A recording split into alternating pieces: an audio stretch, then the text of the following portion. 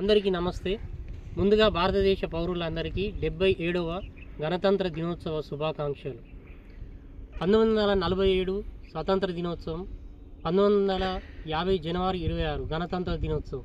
ఈ రెండింటికి తేడా ఏంటి అనేది మనం ఒక చిన్న వివరణ ద్వారా విశ్లేషణ ఇద్దాం.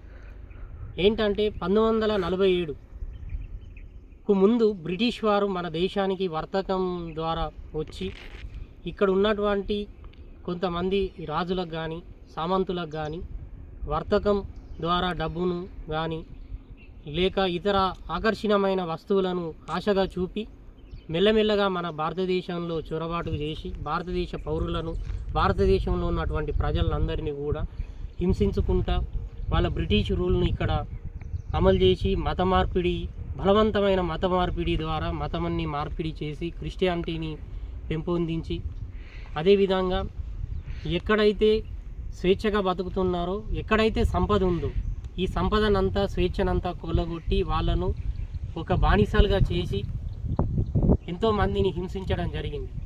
దీనిని గ్రహించిన ఎంతోమంది అమరవీరులు, స్వతంత్ర వీరులు భారతదేశాన్ని బ్రిటిష్ చెరసాల నుంచి, బందీల నుంచి విముక్తి చేయాలని తమ ప్రాణాలను లెక్క చేయకుండా భారతదేశానికి స్వతంత్రాన్ని తీసుకురావడం జరిగింది.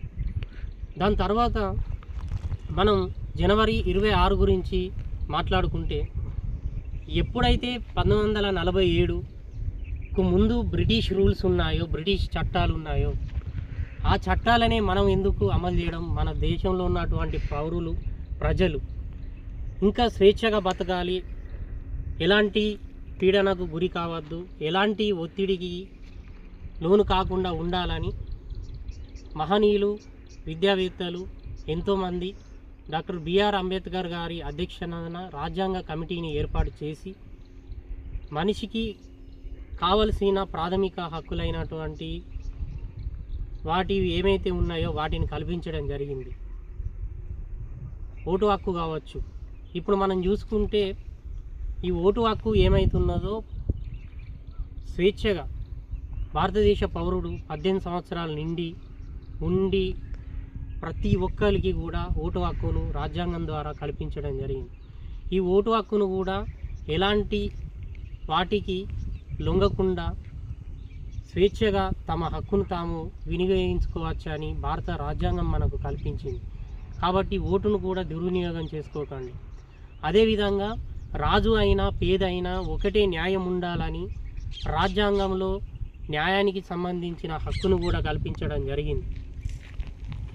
ఎవరైనా కావచ్చు, వాళ్ళు ధనికులే కావచ్చు, రాజులే కావచ్చు, తప్పు చేసినప్పుడు రాజ్యాంగానికి ఒకే హక్కును కల్పించి స్వేచ్ఛాయుతమైన చట్టాన్ని తీసుకొచ్చి దాన్ని అమలు చేయడం జరిగింది. అదేవిధంగా విద్యా హక్కు, మనం మన తెలివితోని ఎంత చదువుకున్నా కానీ చదువుకునే హక్కునిచ్చింది. అదేవిధంగా మత స్వేచ్ఛ హక్కు, ఇతర మతాలకు భంగం కలిగించకుండా నువ్వు నీ ఏ మతాన్నైనా స్వీకరించి భారతదేశంలో జీవించే హక్కును కలిగించింది.